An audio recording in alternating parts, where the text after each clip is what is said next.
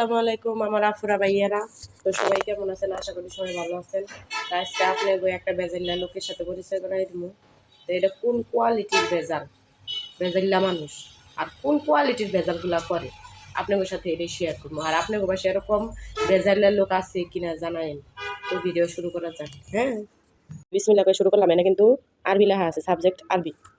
এই দেখেন এই জায়গায় কি লেখছে, হারকাত কয়টি, এটা ঠিক আছে আরবি।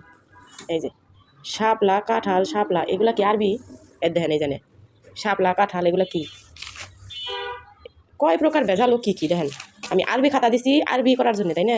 এই যে এটা ঠিক আছে, এগুলা ঠিক আছে। এই জায়গাটুকু কী পাপ করছিল আপনারা এখন? এগুলা গেল এই যে পৃষ্ঠাগুলো, এগুলো ঠিক আছে মোটামুটি মাশাল্লাহ। এনে আবার ইলিশ, দোয়েল, কোয়েল এগুলো লেখা লাগবো কে? কোন কেমন ভেজাল বাজাইছে, আরও সামনে যাইতে থাকি, দেখতে থাকেন। ভিডিওটা স্কিপ করে না, কারণ এরকম ভেজাইলা লোক যদি দুই একটা আর বাংলাদেশে থাকে কিংবা ঘরে করে থাকে তাহলে সারে সর্বনাশ। খাতা কলম কিনা জীবনেও কুল পাইবেন না। দেখেন এটি শয়তানে লাশ ছিল না?